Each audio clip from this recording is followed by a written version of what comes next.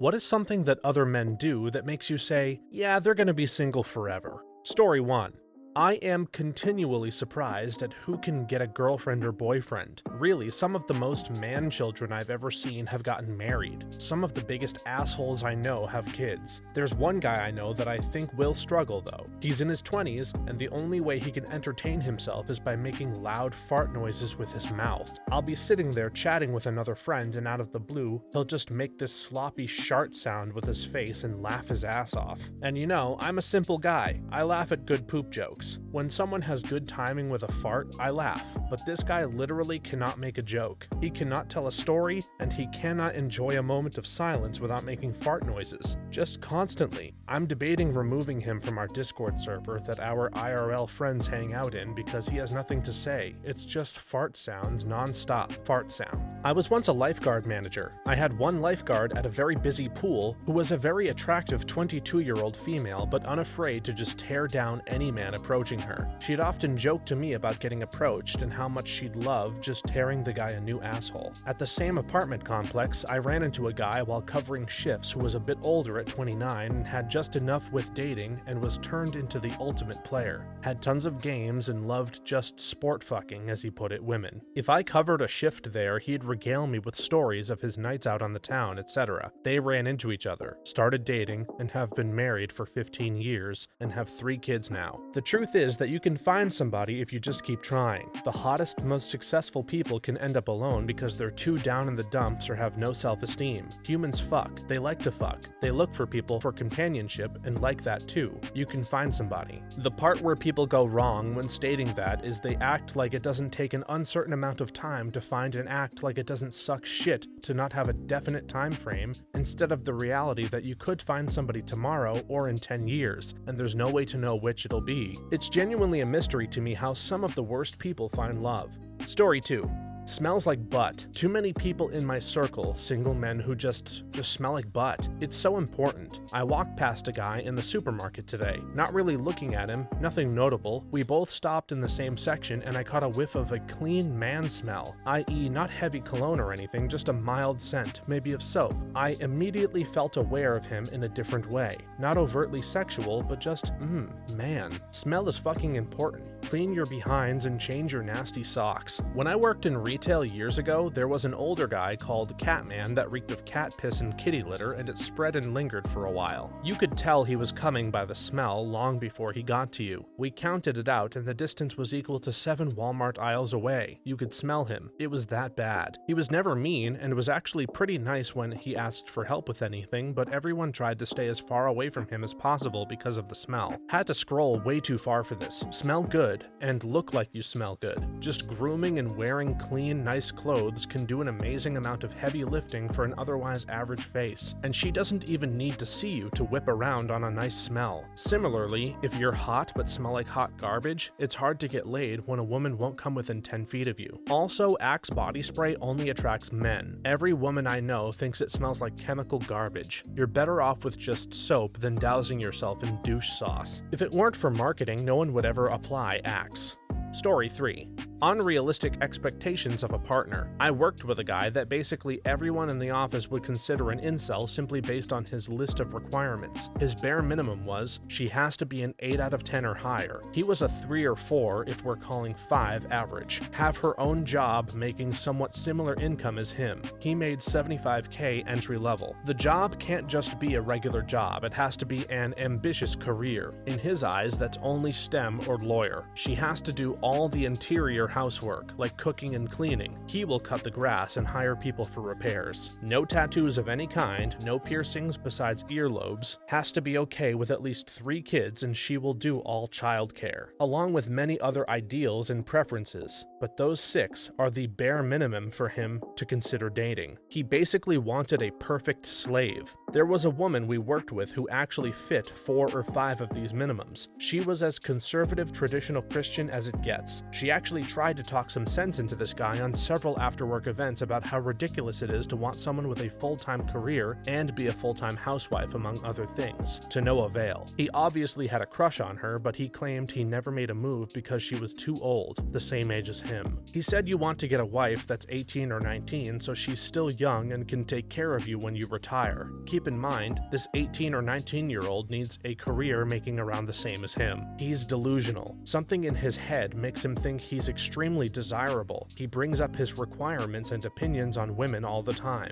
I straight up asked him during one rant at lunch, "You want all these things, what do you have to offer a woman?" And his response was along the lines of, "Well, I'm a nice guy, make good money, and I'm tall." He lives with his parents as an only child, never cooked or cleaned after himself, and he's an extreme cheapskate. He was a big reason why I left my last job. He was extremely incompetent and was reported to HR for some of his views on women and immigrants, and nothing happened. Our manager is friends with his father, so his incompetence was ignored, and he received raises far above people of similar experience level. I have a friend like this, late 30s guy, who's a programmer and makes decent money but has questionable social skills. We told him to chill with his expectations since they were too unrealistic. His response was something like, "If it works for Leonardo DiCaprio, it'll work for me." We all rolled our eyes so hard that we got headaches afterwards. The part that kills me about this is that his idea of being a man of the house involves mowing the lawn, which I've been doing since I was a literal child, and paying other people to do work around the house he doesn't know how to do, in exchange for raising children and all other housework. He literally offers nothing in exchange. Good on him for filtering himself out of the dating pool. Story 4. Blaming all women for something one woman did. So far, this is the closest to a pure expression of the answer I thought would be at the top of the list: hate women. I have seen so many men who hate women. I guess it hasn't made most of them single, but I've definitely seen somewhere it's been a contributor. I don't like men who hate women. I do my best to discourage them and point out how shitty it is, but it's exhausting to run into it in so many places in life. Hear my wife talking about it, etc. If you're a guy who hates women, and that's probably not how you think of it, but if you think women have it easy, women cheat all the time, women are shallow, women are stupid, women are weak, women need me to protect them, women cannot be trusted, I need a beautiful woman to show how great I am, or anything else along those lines, you're the kind of guy I'm talking about. Women are just as complex and unique as men. They are not easy to summarize in the fashion of a lithe, pointy-eared people who excel at poverty. People aren't prizes or trophies. No one who has actually listened to a real woman believes that life is easy for them. Treating people like they're real people, like they're just as important to you, is the foundation of any healthy relationship. But I watch guy after guy fuck it up completely, and not nearly as many women. Blaming all women for something one woman did. You know, the shitty thing is, both genders, is that this is both true. Makes them horribly undesirable, and often not their fault. If you've ever heard the phrase, "when you accuse, you reveal," i.e. cheaters are always suspicious, thieves are always paranoid, and liars are always doubtful. Well, it's true, but so is the flip side. Trustworthy people tend to be trusting people. It's how they get taken advantage of. The best people in the world are like sheep to the wolves. They get lied to, stolen from, cheated on, etc. And it's devastating, world-ending. The way they thought things should be desperately isn't, and they don't have the defensive mind frame to process or anticipate it, specifically because they're not shitty people, specifically because of how easy of a victim they are. And it ruins them, crushes them, changes them. They don't know how to think like a cheater, a liar, a thief, etc. So one bad case kicks their feet out from under them, and lots of them never recover. They just close up and turn off the best parts of who they were so that they don't get hurt again. Something not their fault not only destroys them once, it cripples them in some ways forever. It takes that amazing part of them away that the rest of the world could have enjoyed. It makes the world a shittier place. To some degree, most of us have been there, but to the most naive, it tramples them the hardest, and they don't know how to fight back to it. Have a little sympathy. Maybe they're an asshole underneath, but maybe they're just making sure it won't happen to them again. It's human nature to assume everyone else is working with the same motives, mindset, beliefs, and attitudes that we have. Story 5.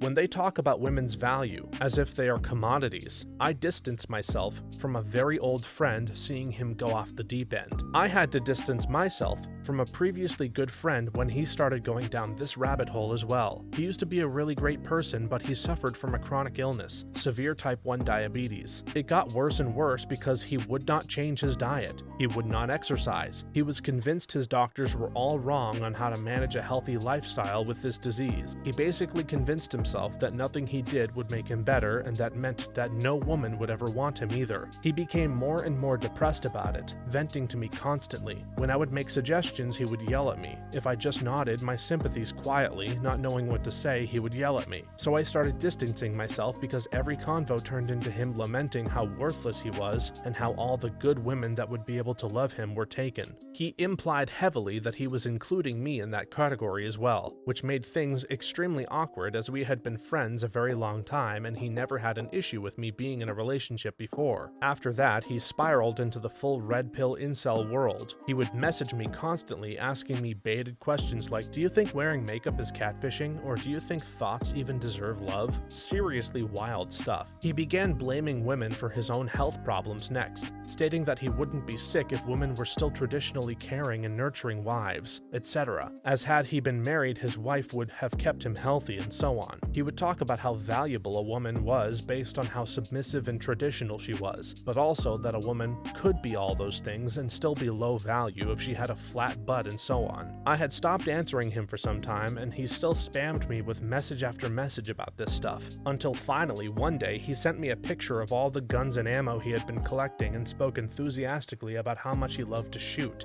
This terrified me and I blocked him in every way possible, as we don't live close anymore, so that's the only way he could contact me. I also phoned the non-emergency line at my local police station in his town and mentioned my worries. They said there was nothing they could do about it, and that was that. So far he's done nothing violent, but I worry it's a matter of time. That sounds terrifying. Story 6. I've known quite a few men who believe they have to treat women poorly to get their attention and respect. I've tried helping them open their eyes to all of the healthy, happy, and normal relationships around them, but these guys are usually pretty disconnected from reality. I've also known men who seem to think women owe them something. If they don't need to try to be a good person or a good partner, they just need to check off the I'm a man boxes and act cool, then women should be falling head over heels for them. While you absolutely should not do this, there is a staggering large amount of women who see arrogant dudes with shitty personalities and go, oh my god, he's like so hot and commanding, and they're borderline a rapist. Source: am a woman, have several female friends who are like this. I really don't fucking get how their brains work in that way. Some kind of weird fantasy brain rot, I guess. And, woman here, I've seen plenty of examples of women pulling the same shit. Like, he needs to treat me like a queen, pay the bills, pay for my shopping sprees, 8 out of 10 at least, care for the kids, stay at home mom, but he does half the housework, etc. It's so tiring. Every single person brings different things to the relationship. Every relationship has a different balance. Be the best freaking person you can. Do the best you can. Support your partner and family as much as you can, and find someone willing to do the same. That will look different for literally everyone. A checklist is useful, sure. There may be very reasonable things you won't put up with, but keep it reasonable and keep the rest open. I won't put up with someone who does literally nothing. I will put up with someone who does X, Y, and Z, whereas I'm able to do A, B, and C, and we can compromise on D through W. But all of this obsession with lists and uncompromising standards, especially when the standards are likely based on things that are fleeting or inane, puke. It's just silly and untenable. The only time I felt to be statistically successful was when I went out angry dating after a breakup and mistreated women. Not to excuse my behavior, but it happened almost 10 years ago, and the person I have become since then is terribly ashamed of it. At least 3 of my dates out of about 6 in that year or so could have turned serious if I hadn't rejected them after a few months. I haven't felt such emotional attachment from the woman's side as from either of those 3, 2 of whom have already married the guy following me, as far as I know. They are also the ones I still kind of keep in touch with, at least on social media. It didn't happen with anyone I actually cared for. I know my story is still just anecdotal evidence, but I have encountered my share of women who reacted surprisingly positively to the impulsive, reckless sociopath that breakup turned me into. I tried to repent and keep others safe from any residue that might have remained from my darker side. I haven't really dated ever since. Yeah, I definitely believe there is a subset of women who respond particularly well to guys treating others like crap, but I think they're the minority. Story 7.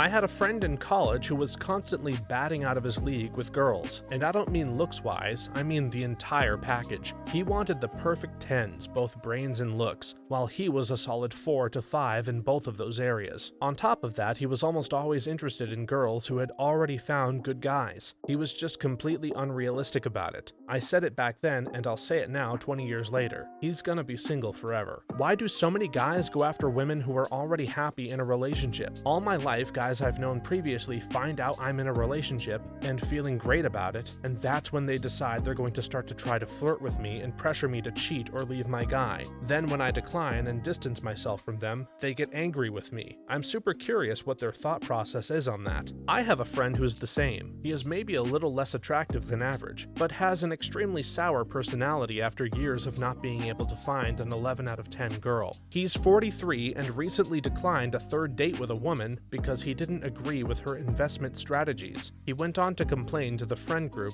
that even though they shared interests and values, and she made great money because he thought she should have one type of investment versus another, he thought that she just wasn't as smart or motivated as he is. At this point, I would think he's doing it on purpose, except for the fact that he is genuinely tortured by the fact that he hasn't had a successful long-term relationship. His standards are incredibly rigid, even after all these years. Some of these guys really need a reality check.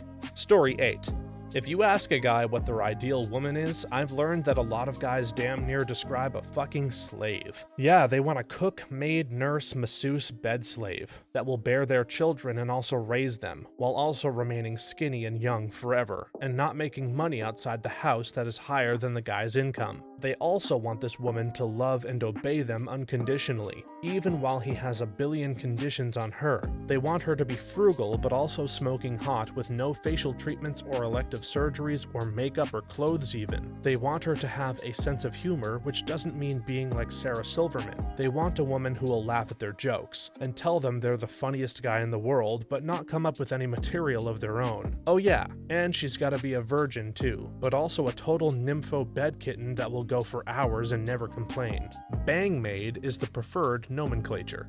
Story 9. Complain about their problems in an echo chamber like Reddit instead of taking responsibility over their lives. I had the most annoying friend who did this exact thing, but the echo chamber was my text inbox, made so much worse because it wasn't once or twice here or there, but multiple times a day. Clearly a mental health spiral, but any advice I would give was completely ignored. There was always an excuse. Therapy is too expensive. I don't want to join a club because I don't enjoy meeting strangers, blah blah blah. Eventually, I just put him on no notification and generally ignore his texts. This. Airing dirty laundry online only works out well when you post in the right places and actually consider the criticism and feedback instead of continuing as if you're God's gift to vaginas. I'd argue not even. Most of the disputes I see posted online are things that should be talked about with a partner. Unless it's actual abuse, most things can be more easily solved by talking with your partner than by asking people who don't have the full context of what the issue is. If talking it out doesn't work, then maybe just move on. Social media coping is pretty bad these days. Story 10. Number one biggest thing is probably just never approaching women. I just try to leave women alone. I'm generally aware of the unwanted attention and experiences women have in public, and I prefer not to risk contributing to it. I don't want to make anyone uncomfortable. A girl asked for my phone number the first day of coding class this year completely unprompted, as well as for help a couple of times in class, and I must have had like a tiny micro expression of excitement when she asked because she never texted me, stopped making eye contact, and then started to ask the TA for help instead. I wasn't being creepy. It was just the first time someone asked for my number since I moved a year ago, and I was a little surprised. I would have been happy to just be friends. Like, what are you supposed to do? Just go up and try to rizz them up during class? No. Creepily time your exit so you can leave at the same time? No. Wait weeks for them to speak to you again? Then shoot a shot out of nowhere? I don't know. I don't want to spend the rest of the semester feeling watched if their answer is no. That's why why I always prefer dating apps. I have pretty bad anxiety and also am neurodiverse, so social cues were always lost on me. I figured if someone was on a dating app and matched with me, then I was in as safe a position as possible to chat and ask that person on a date. Though based on the horror stories my wife has told me, many men don't understand that even in this scenario, an invitation to flirt and possibly go on a date is not an invitation to be immediately sexist, gross, or even casually racist. This is a pretty sad one. Story 11. I have a friend who has incredibly high standards when it comes to dating. He wouldn't go out with an overweight or not a conventionally pretty girl. Meanwhile, he is an overweight, balding, boring-looking guy in his 40s with a shit job and a hairy back, who did not get laid in the last 20 years unless he paid for it, which he did frequently. His father left his mother when my friend was a baby, never had a male role model in his life. He likely assumes that he'll get rejected by everyone. It's not embarrassing to him if he gets rejected by those who are likely to reject the rest of your friend group. If he went for the overweight, balding, boring-looking girl in her 40s with a hairy back and get rejected, his views of himself would be shattered. I have a friend who is similar to your friend, similar in his requirements to have a very, very attractive woman. However, he himself is a 9 out of 10, a pretty attractive dude. Well, I've known him for 20 years and he's still looking, and is honestly ready to give up, I think. So even being a 9 doesn't help you when you're after the cream of the crop and women at that level demand a good personality to go along with the looks. Too many guys think being a man means they can get any woman. It doesn't work that way.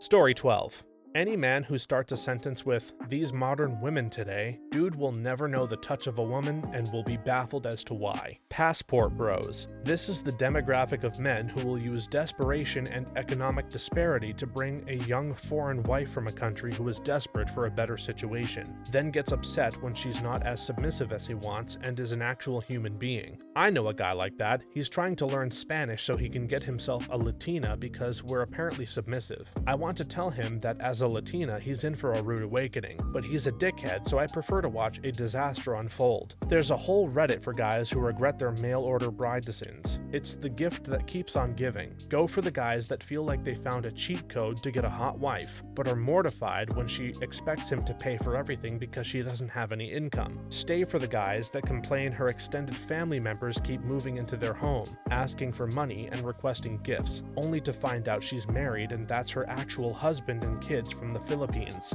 Bride shopping is probably the funniest and saddest consequence of capitalism. Story 13.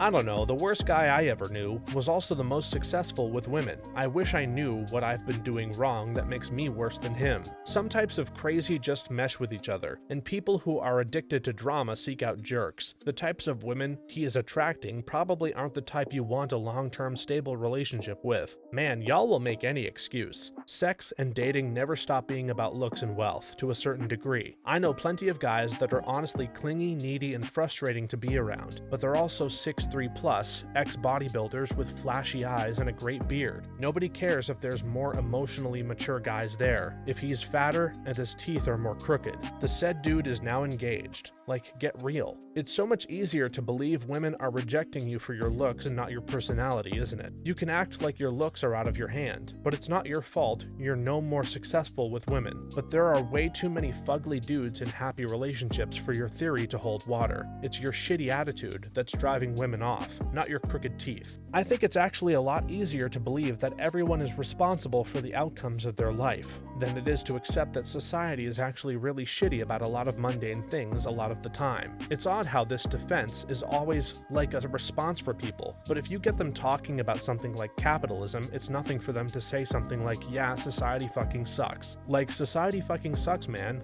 Lots of good people get turned over for things out of their control, especially for how they look, but also for other things like disabilities and their family wealth. Story 14.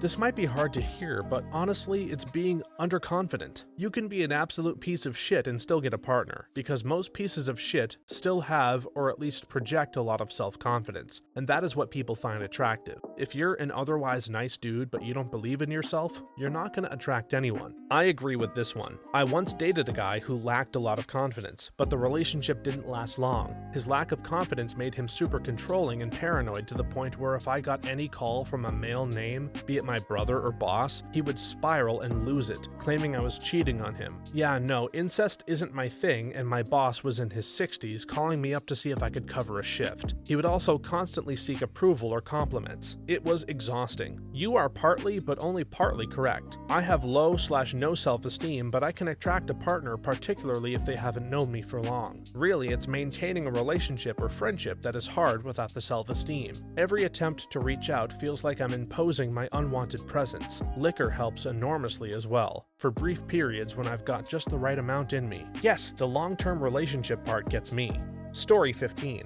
Once they get to the "I'm tired of filtering to fit in" point, where they've given up on trying to grow as a person and just stop progressing unapologetically, you just know that whatever situation they're in isn't going to change or improve, and their personality is going to become ingrown, like a bad nail, in no time. I don't understand this. I must be misunderstanding. One must filter to fit in order to grow as a person. Only unapologetic progress counts as growth. I don't think I'm reading your words correctly because they seem inherently contradictory. Think of it like this. When one stops doing the filter to fit in, they often stop filtering their insensitive, inflammatory, derogatory, and divisive opinions. Think "I say the quiet part out loud" types that don't care about what anyone else's opinions are. They just want theirs heard and to be held in primacy. Generally, it's the sort of people that are just so frustrated with the lot that their choices have led them to that they're done playing nice because it doesn't get them anywhere. And honestly, when you get to the point where you discount every view but yours and ignore the diversity of opinions and worldviews out there, you're really reducing the opportunities to grow as a person, because the only people that really are going to be able to handle being around you at that point are like-minded folks that aren't going to do more than tell you that you already have everything right,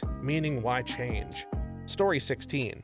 Complain about Western women and say they want a woman with traditional values and a low body count. Basically blame anyone but themselves for their loneliness. I'm 36 and most of my friends are around the same age. I just want to let them know that ships sailed when they were in their early 20s, and all those women they dream of were the ones they played around with when they were young. Those women are married now with kids. I told them to join me in the school pickup line or a soccer game someday, and I'll show them where all these women are at. Woo, I have an ex like that.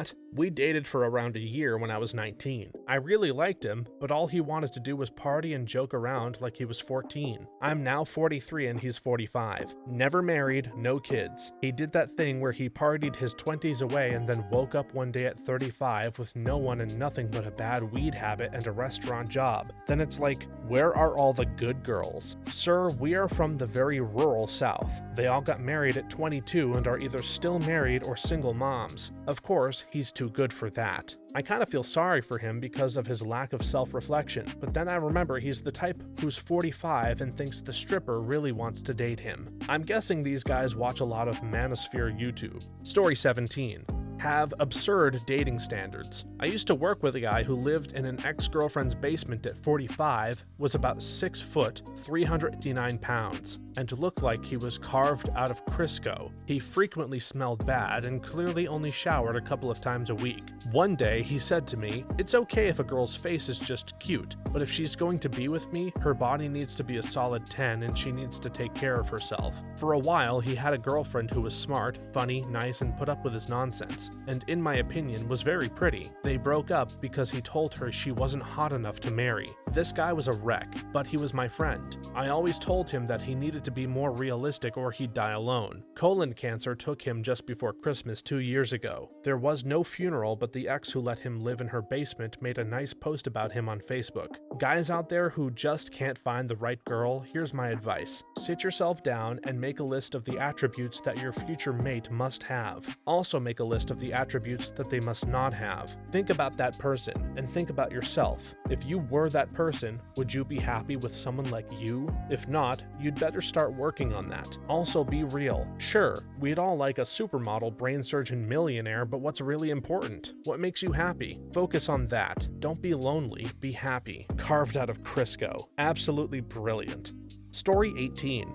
Being uncaring towards animals. It is so obvious that men who are kind to animals stand more of a chance at winning a woman's heart. Aggressive dog breeds don't count, however, because these breeds are owned exclusively to intimidate others. I'd say it's men who own animals that stand an even higher chance. They know how to care for something, take it to a doctor when it's sick, feed it, walk it, buy it stuff, and think about its needs like bedding and blankets, etc. A single man who owns an animal and treats it caringly is like finding gold. That's so true. I never really thought of it that way. Thanks for watching all the way to the end. If you have a similar story that you would like to share with us, please leave it in the comments below. If you enjoyed this video, please leave us a like and don't forget to subscribe. For more videos like this one right now, please stop by our channel. Thanks again and see you next time.